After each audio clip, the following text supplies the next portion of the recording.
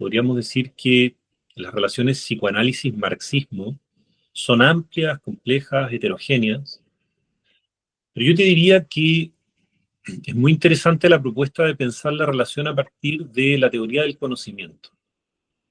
Yo estoy de acuerdo contigo de que probablemente no hay grandes autores del siglo XX y siglo XXI que tengan algún arraigo en la filosofía que a su vez no tengan una teoría del conocimiento. Pensemos que en Foucault está la cuestión de la episteme, los regímenes de veredicción. Pensemos que en Althusser está ciencia versus ideología. Pensemos que en Lacan hay toda una disquisición respecto de qué es la ciencia, cuál es el estatuto de la ciencia moderna, las ciencias conjeturales a las que tendría que arraigarse el psicoanálisis, versus las ciencias biológicas. Eh, entonces, efectivamente, diríamos, ¿no? Si vamos visitando Marx, Althusser, Foucault, Freud, Marx, Lacan mismo, Deleuze, etcétera, vamos a encontrar que son autores, autoras que tienen una teoría del conocimiento.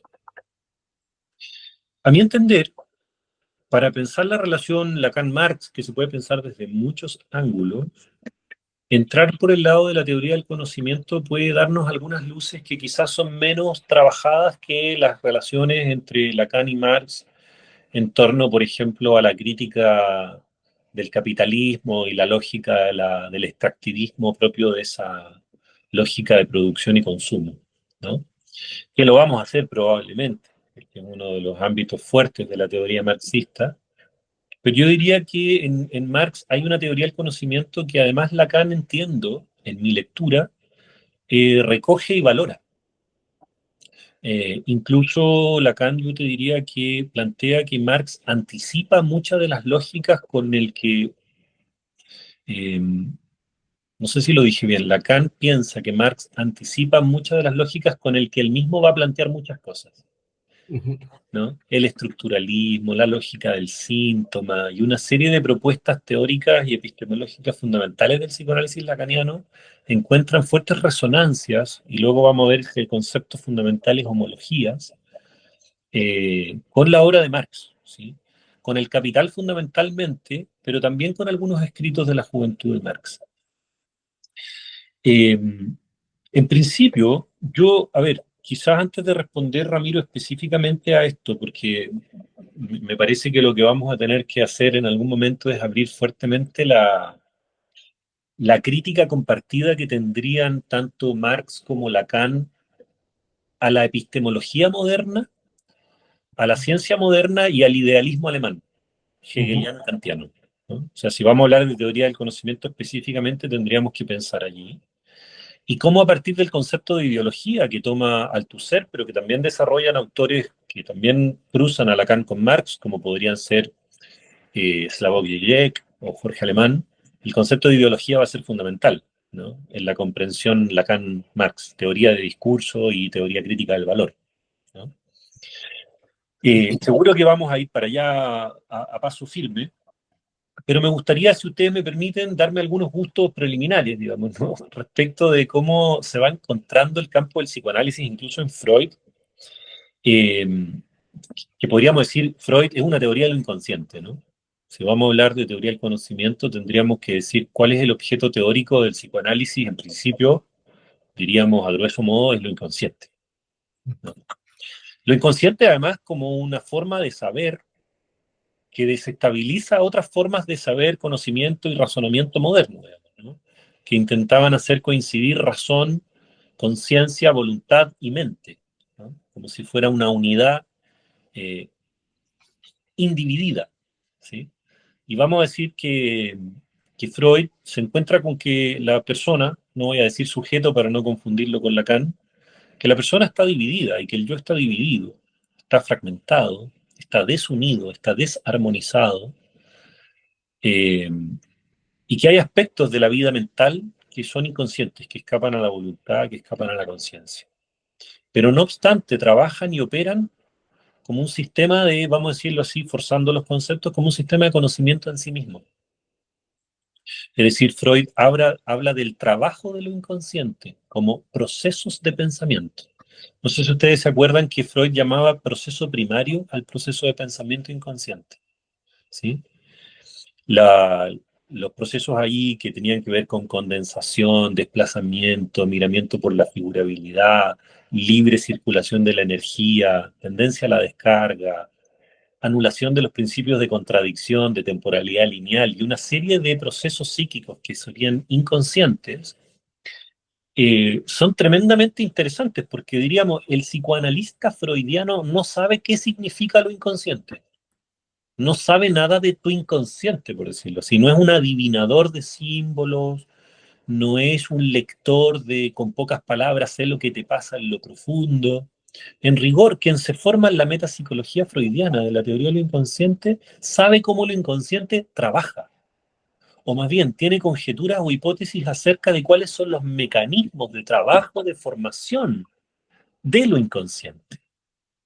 Entonces, si tú me dices, yo soñé con 5 vacas flacas, en rigor no tenemos, porque no somos ni adivinadores, ni chamanes, ni canalizamos nada, digamos, al menos yo no. No sabemos nada de qué significa eso, no tenemos ningún oráculo, ningún diccionario de sueños, ¿sí? El psicoanalista no sabe nada de tu inconsciente. Eso sería importantísimo plantear. A lo sumo, lo que puede saber es cómo lo inconsciente trabaja para llegar a formar algo así como un sueño de 5 vacas flacas. Y en esto se mezcla la idea de trabajo y conocimiento en la misma lógica de lo inconsciente como una teoría del conocimiento. Yo quiero leerle una cita muy famosa que probablemente es la primera vez que hace cruzar teóricamente en algo las preocupaciones de Marx con las preocupaciones de Freud. Y es una cita de la página 560 del gran libro de 1900, La interpretación de los sueños, de Sigmund Freud.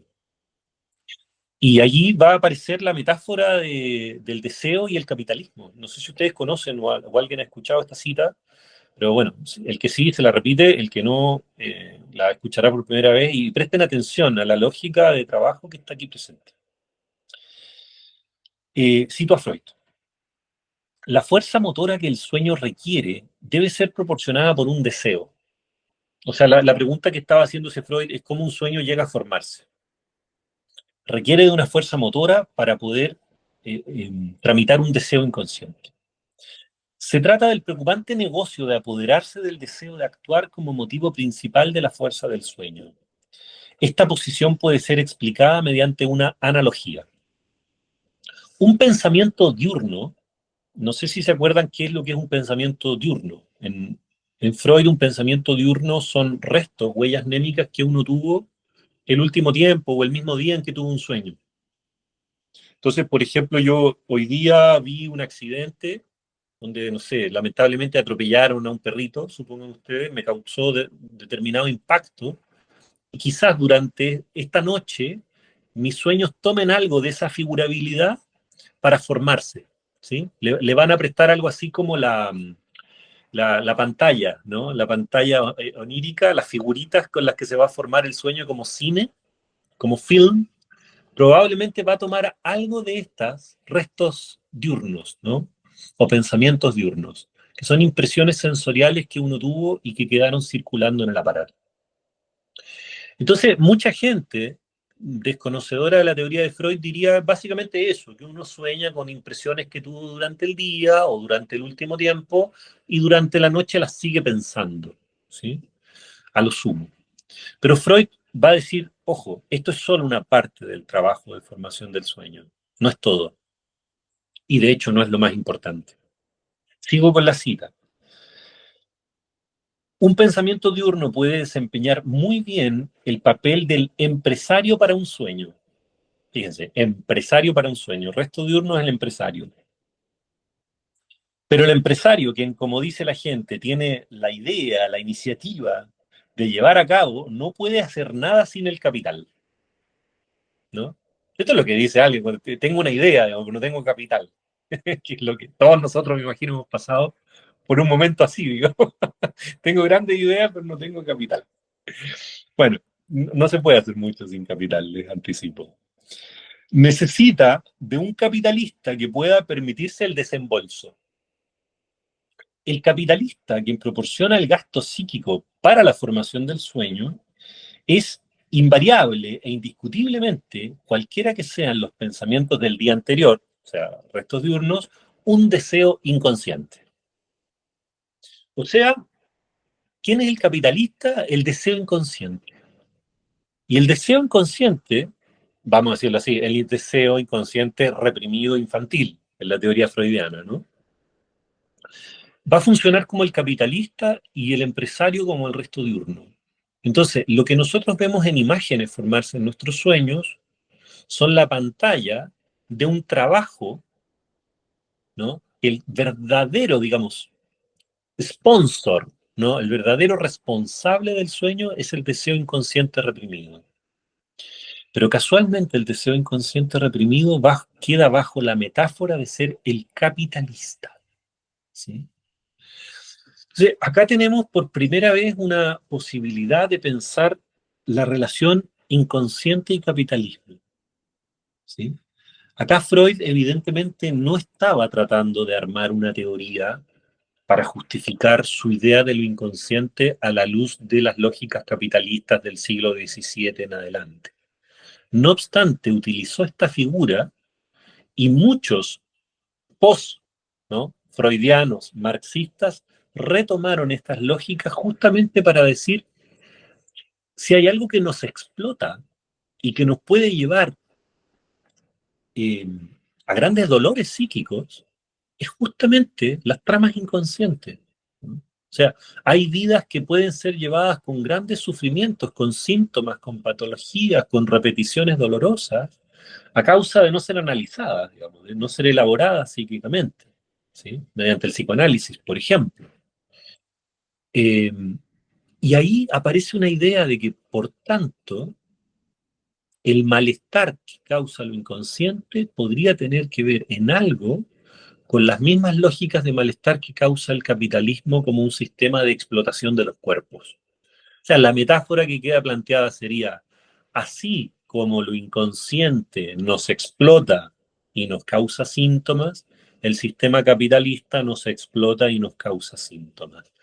Debe haber alguna relación entre la formación histórica capitalista y la formación histórica del nacimiento de la teoría del inconsciente, ¿no? Psicoanalítica.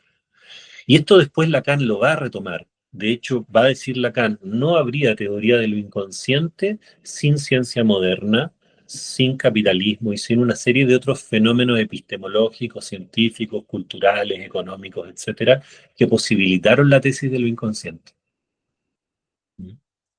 Por supuesto, una vez que algo se crea y se inventa, retroactivamente existió desde siempre, pero sabemos que esa es una ficción retroactiva, ¿no?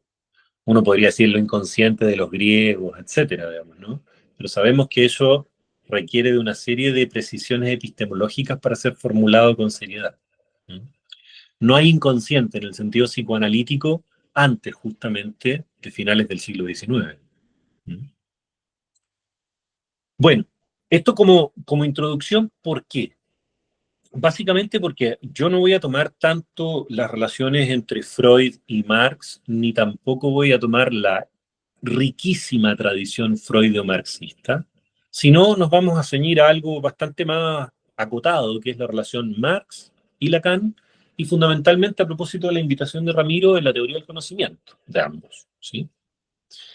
Eh, ¿Por qué no vamos a trabajar lo otro? Bueno, por extensión, por las diferencias y porque a mí me interesa mucho explicar esta idea de que si bien es cierto, uno puede armar una cierta militancia o una cierta perspectiva crítica de la sociedad y del capitalismo cruzando a Lacan con Marx, yo diría que a grueso modo Lacan, el uso que hace él como autor de Marx, es un uso para fundamentar ciertos elementos teóricos básicos de su perspectiva psicoanalítica y no tanto para ser un crítico acérrimo de la cultura, ni del capitalismo, ni de la explotación del proletariado, digamos. De hecho, Lacan como persona no es particularmente un subversivo, un revolucionario, un emancipador, ni un feminista. Es más, muchos que son más biógrafos de él, digamos, dicen que él era de pensamiento más bien conservador a nivel político y que votó a la derecha más de una vez. No obstante eso, era un buen lector de Marx a través de Althusser, dicho sea de paso, y a través de Koyev y a través de otros que lo llevaron a Marx, eh, y un muy respetuoso autor de la obra de Marx. O sea, Lacan, que en general solía ser irónico y crítico con la gran mayoría de las obras que leyó, ustedes saben, ¿no? Cómo en general trata a la gente Lacan. Con Marx fue bastante generoso, es decir, incluso adulador por momentos. Entonces habría que entender por qué él, no siendo alguien particularmente marxista militante, encuentra en Marx bases importantes para pensar su propia teoría. Y esto es precisamente porque lo que valora en Marx es una teoría del conocimiento. ¿Sí? ¿Cuáles son los temas fundamentales? Con esto cierro la introducción, Ramiro, y te paso la palabra para ver qué te interesa, de dónde jalamos, ¿no? Yo los temas que creo que podríamos trabajar en esta presentación, o al menos que yo preparé potencialmente, es algo de clínica. Por ejemplo, podríamos pensar el caso Dora. Una colega argentina, Agustina Subidet, ha trabajado el tema del caso Dora a la luz del cruce Lacan-Marx. Famoso caso de histeria, ¿no? De los primeros historiales clínicos famosos de Freud y que Lacan revisita en más de una ocasión. Eh, lo otro es el concepto de plusvalía y de plus de goce o de plus de gozo o plus de gozar, que vamos a ver cuáles son las traducciones más pertinentes. Lo otro es la lógica del síntoma. Lo otro es la relación entre estructuralismo y fetichismo de la mercancía. Lo otro es el concepto de objeto A, significante, y materialismo significante o materialismo. Lo otro es la antifilosofía, eh, que me parece que el tema de antifilosofía es un tema crucial de la teoría del conocimiento en ambos autores, Lacan y Marx. Y lo otro es más o menos como dos elementos más, si ustedes quieren, contextuales, ¿no? Es básicamente por qué Lacan se preocupa tanto de Marx hacia finales de los años 60, en los seminarios 16, 17, ¿sí? 1968, 1969, y eso no se puede entender sin el contacto con Althusser por una parte y sin el Mayo francés, ¿sí? Sin las revueltas estudiantiles de Francia, donde justamente trabaja ahí Lacan la idea de la tesis de los discursos, de los cuatro discursos, por aquellos años. Y por último, tratar de hablar un poco de la lógica que ambos autores tendrían sobre qué es el trabajo, ¿no? Y sobre cuáles son los malestares a los que el trabajo puede arribar. Eh, bueno, mencioné hartas cosas, ¿no? Teoría del lenguaje, antifilosofía, mercancía, estructuralismo, plusvalía, síntoma. Vamos a ver cuáles podemos tomar. Me interesan todos, tengo citas para todos, para regalar esta noche, así que... Bueno, el tiempo, quién sabe si nos dé, Rodrigo, pero sí, a mí me gustaría que abordaras, así como lo tenías pensado, me interesa mucho esta relación epistemológica de Marx y Lacan. Ahorita hacía referencia cuando Marx, por ejemplo, hace la crítica a la economía política clásica, se sale totalmente de estos cánones, ¿no? De esta cientificidad que se le llamaba en su momento, para poder abordar y tener otra perspectiva. Entonces, Marx lo que dice, y en el Capital, ahorita mencionabas que Lacan era un tanto irónico o duro con algunos autores. Marx era algo parecido también. De hecho, el Capital, la obra del Capital, está toda referenciada a echar abajo toda la estructura sistémica de lo que se conocía como la teoría del capital, ¿no? O del mercantilismo, o sea, que todavía algunos autores tomaban para poder armar la crítica a la economía política. Entonces, en ese sentido, a mí me parece que hay una relación muy grande en estos autores, porque si bien Marx, así como creo que Lacan le pasó algo parecido, vio lo que no vieron, pero que estaba ahí, ¿no? Como dice Althusser, y es muy difícil no remitirse a Althusser porque hace una crítica profunda de lo que es el capital, Entonces, me parece importante, Rodrigo, si gustas, lo que tenías pensado en esta, lo que estás diciendo de el análisis del síntoma, lo abordamos desde ahí, nada más sí quería hacer esta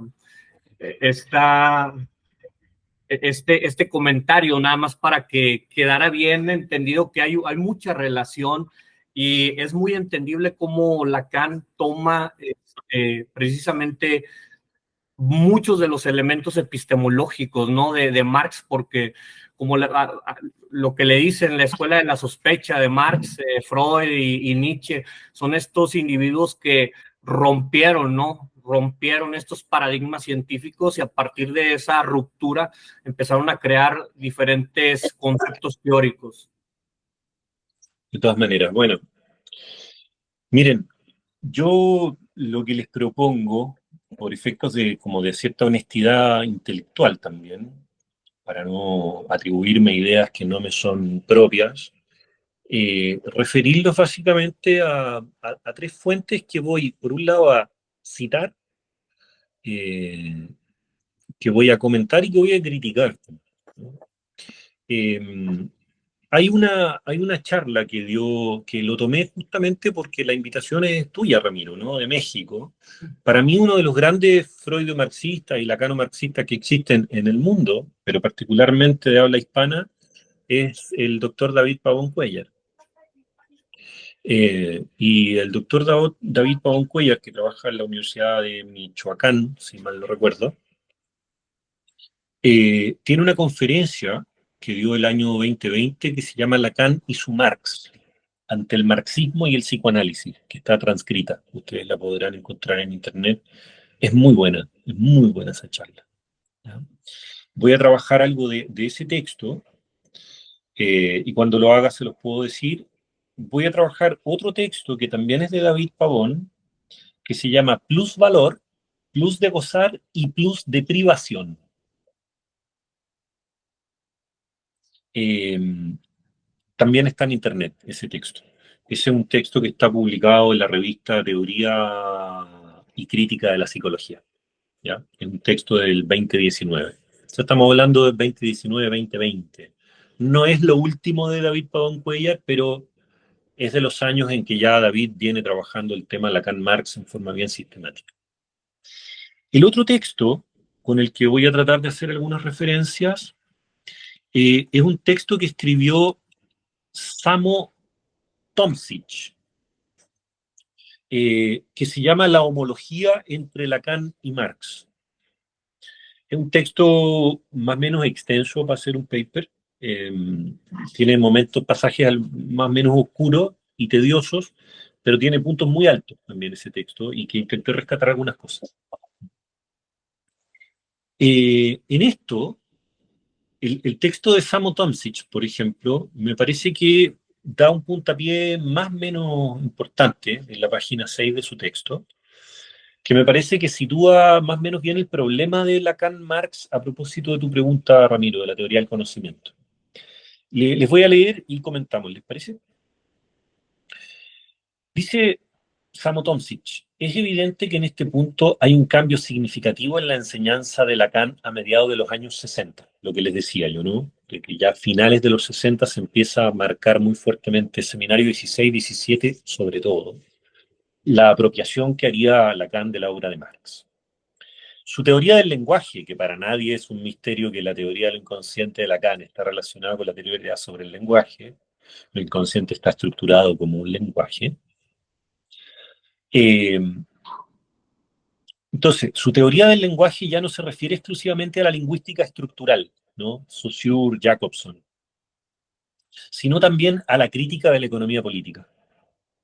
Es decir, la teoría del valor y la crítica de la economía política de Marx se introducen como un nuevo dispositivo, como un nuevo aparato teórico para pensar el lenguaje y en particular para pensar la teoría de los discursos. Eh, que es un ámbito, en mi lectura de Lacan, crucial. Es decir, no se puede leer a un Lacan sin pasar por la teoría del discurso de Lacan. Creo que uno se pierde la parte fundamental de la teoría del Kant si uno no toma en consideración la lógica de los discursos. ¿Mm? Pero esa es mi opinión, ¿ok? Puede haber lacanianos que no lo piensen así. La razón de este cambio radica en el hecho de que Lacan encuentra en Marx algo que el estructuralismo saussuriano no pudo ofrecer y que es precisamente una teoría sobre la producción, o mejor dicho, una teoría de la producción que parte de la asimetría discursiva o de la no relación social. Probablemente quienes están en el palo del psicoanálisis lo han escuchado como la no relación sexual, a propósito de la no proporción macho-hembra, hombre-mujer, ¿no? Lo que estaría fuertemente acá es una no relación sexual, una no relación social o una no relación textual. ¿Qué significa no relación social, no relación textual, no relación sexual en Lacan? Bueno, significa cosas que dan para una tesis doctoral, evidentemente, pero a grosso modo significa no es que la gente no pueda escribir, no es que la sociedad no exista como facto, no es que la gente no tenga relaciones sexuales, de hecho las tiene. Lo que está hablando es de una asimetría lógica, es de que, por decirlo en términos de Badiou, que cuando dos se unen no hacen uno, ¿sí? La figura, digamos, de la media naranja, de la unidad armónica entre las partes que hacen uno y finalmente sin fisura se completan, eso no existe, ni en lo inconsciente ni en el lazo social para Lacan, ¿no? Esto es lo que podríamos llamar el otro barrado, ¿no? O la falla en el campo del otro. ¿No? No hay metalenguaje, etc. Esta idea de un otro barrado, de una no relación social o de una fisura estructural en la estructura de la sociedad está presente en las tesis del Capital de Marx, ¿sí? Esto no lo estaba encontrando en la lingüística estructural, se lo encuentra en la teoría del valor de Marx. ¿Por qué? Porque la teoría del valor de Marx es una teoría sobre los efectos de una lógica productiva. Y cuando Lacan propone los discursos, los elementos del discurso, no sé si ustedes lo conocen o no, pero hay cuatro elementos que arman el discurso, ¿no? Que según donde estén puestos en un aparato cuaternario van a dar distintas lógicas, distintos agenciamientos. Pero básicamente las figuras son bien fundamentales de los matemas lacanianos. El sujeto, que es el S barrado, el S1 y el S2, que es la batería significante, eh, y el objeto A. Entonces, podríamos pensar que el objeto A en la teoría de Lacan aparece como el objeto que es un excedente o producto. No sé si ustedes conocen en matemática, en los distintos países que cada uno está, cuando uno dice el producto de una operación, es el restante, ¿no? El excedente, ¿sí? De una división, de una multiplicación. Entonces, el objeto A es algo que viene a marcar que no importa cómo se armen los significantes, no importa cómo se constituya el sujeto, siempre hay un excedente que marca una fisura, un punto de imposibilidad, ¿sí? Un imposible, diríamos, ¿no?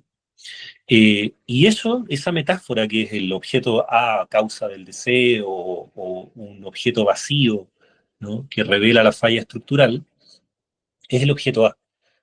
Y eso Lacan lo lee en Marx. Esto es muy interesante. Entonces, sigo con la cita de Samo Tomsic. Considerando esta conexión entre producción y no relación social, Lacan va a elucidar que Marx inventó la función del síntoma, ¿sí? Esto lo retoma mucho Zizek, pero lo dice Lacan específicamente, que para él, el inventor de la lógica del síntoma no es Freud, ¿sí? Eh, Tampoco es Hipócrates, ¿sí? Sino que es justamente Marx, ¿sí? Marx, el inventor del síntoma. Les termino la cita y les explico, digamos, en las palabras más sencillas que yo encuentre, por qué Lacan justifica que Marx inventó el síntoma, o más bien la lógica del síntoma psicoanalítico, no el síntoma médico, del síntoma psicoanalítico. Eh, Esta relación es una relación lógica. El proletariado, como el síntoma social, encarna la verdad del lazo social, lo cual consiste en el hecho de que no hay relación social y que las teorías del contrato, sean sociales o económicas, libertad, igualdad, libertad, y ventam, y etcétera, como lo señala maravillosamente Marx, son construcciones cuya función es enmascarar un punto muerto en el discurso. Esto después Althusser lo llamará ideología, ¿sí? Para enmascarar la falla siempre está la ideología. Bueno, ¿qué es lo que dice Lacan de por qué Marx inventa el síntoma? Básicamente, cuando Lacan, o sea, perdón, cuando Marx estudia la lógica de producción propia de el sistema feudal anterior al capitalismo, lo que Marx, o sea, plantea ahí es básicamente que los sistemas de producción responden a que está el señor feudal, están de alguna manera quienes son esclavos de ese feudo y son mantenidos y protegidos por ese feudo, y la lógica productiva es una lógica de objetos de uso, ¿sí? Objetos que tienen valor de uso porque básicamente se producen para ser consumidos. Es una economía de sobrevivencia del feudo, vamos a decirlo así. Las relaciones de dominio-sumisión, ¿no? O vasallaje o esclavitud son abiertas y explícitas. Nadie dudaría que el señor feudal es dueño de quienes viven en el feudo y son protegidos por él, ¿no? Es decir, la lógica de la esclavitud es clara, llana, indiscutible, ¿sí? El feudalismo es un sistema explícitamente montado así.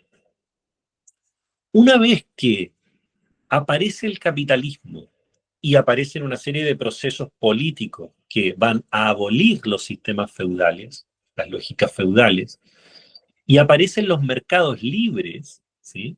Empiezan a surgir la lógica de los estados-nación, por lo tanto, otra lógica de la representación del ciudadano, aparece toda la tesis sobre la libertad del ciudadano y la abolición de la esclavitud.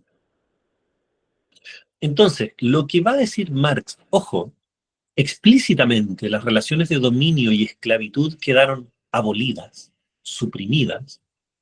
No obstante, cuando yo analizo estructuralmente el funcionamiento del capitalismo y de cómo alguien es dueño de los medios de producción por un sistema de acumulación originaria sangriento, ¿sí? Entre otras cosas, ahí analiza el colonialismo y una serie de otros procesos, y otros desprovistos de los dueños de ser los medios de producción, tienen que vender su fuerza de trabajo. Por lo tanto, las personas humanas y su tiempo devienen fuerza de trabajo y devienen mercancía. Lo que va a plantear allí Marx es que en realidad la esclavitud no se acabó, sino que cambió de forma. Es decir, uno es explícitamente libre de vender, comprar, trabajar donde uno quiera, circular por los mercados, viajar, opinar, moverse de un territorio a otro, etcétera. Todas las libertades, vamos a decir, propias del liberalismo. No obstante, los sistemas de dominio y esclavitud y precarización se dan bajo una lógica aparentemente distinta, pero estructuralmente análoga. Y aquí es donde Marx se detiene en el concepto de plusvalía, de cómo el capitalista extrae de la fuerza de trabajo del proletario un excedente para enriquecerse y mantener al proletario en su pobreza, ¿sí? Trabajando solo para sobrevivir, ¿sí? Entonces, ¿de qué lógica se trata esto? Porque eso es un síntoma.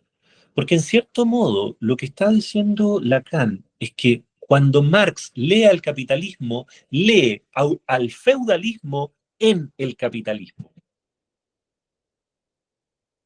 Es decir, lee en lo visible lo invisible, ¿sí? Lo que ha sido borrado. Entonces, Lacan lo va a formular en los siguientes términos. Un síntoma es el retorno de la verdad en un campo de saber.